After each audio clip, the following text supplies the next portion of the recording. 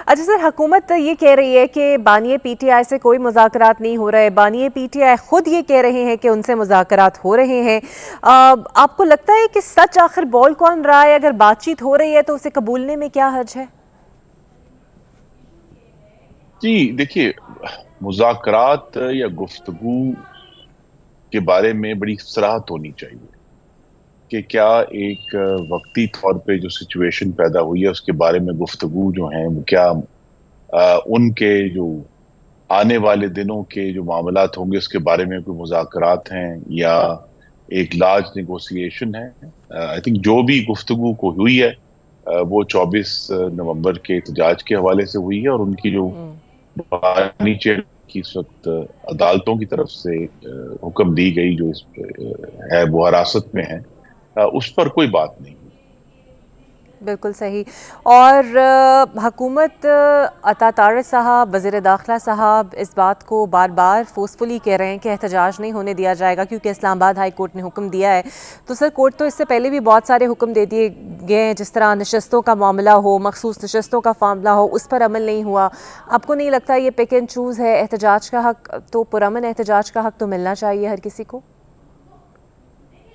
जी लेकिन आइन में सिर्फ एहतजाज का हक तो नहीं लिखा हुआ, उससे ज्यादा फाइक हक जो है पाकिस्तान के हर शहरी का अपने घर में रहते हुए कारोबार का, रोजगार का, तालीम का, अमन का, अपनी जिंदगी को, अपने मामलात को आजादी से जीने का हक भी उतना ही फाइक है जितना किसी जो एहतजाज करने वाले का। तो हमें सिर्फ एहतजाज करने वालों के हकूक का तहफ़्फ़ुज़ नहीं करना, हमें तमाम पाकिस्तानियों के जो शहरी और आईनी हकूक हैं, सिविल एंड कॉन्स्टिट्यूशनल राइट, सबका दिफा करना है। इसीलिए इसका एक तवाज़ुन रखा जा रहा है।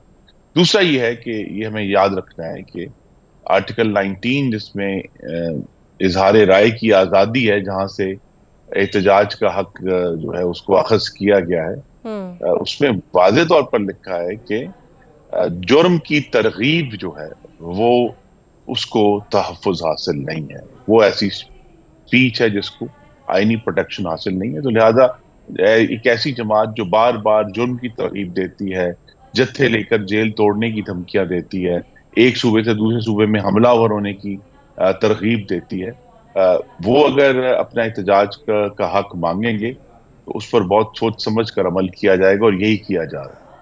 अच्छा सर, चलिए मान लिया जाए कि हुकूमत चाहती है कि कम से कम डैमेज हो, इसलिए इक़दामात और बार बार तंबीह भी की जा रही है।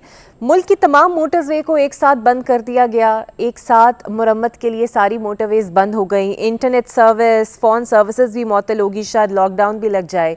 इस सारे सिनेरियो में आम आदमी का क्या कसूर है, जिसने अर्जेंटली ट्रैवल करना है या जो अपने काम के सिलसिले में निकला है? फ़ोन की सर्विसेज से बंदिश, आम आदमी तो पिसेगा सर। जी और इसकी हमें बेहद तकलीफ है, लेकिन देखिए ना, हम तो बात कर रहे हैं एक इंतशारी जत्थे के एहतजाज के बारे में, और हमने बात नहीं की कि अभी 80 से जायद पाकिस्तानी जो हैं वो उस जिला कुर्रम के वाक़ये में हलाक हुए हैं और जख्मी हुए हैं। और पाकिस्तान में ये जो दहशतगर्दी है, ये हर रोज इसमें इजाफा हो रहा है। और ये जिस जगह ये हुआ है, जिला कुरम जो है, वहाँ इसी इंतशारी जत्थे की 12 साल से हुकूमत है, लेकिन उस पर फोकस नहीं है। वहाँ पाकिस्तानियों की जिंदगियां बचाने के लिए कोई ये इकदाम नहीं कर रहे। तो बिल आखिर जो है वो, जिस मैंने कहा, वफाकी हुकूमत को ही पाकिस्तानियों के तमाम हकूक के मामले में तवाज़ुन रखना है।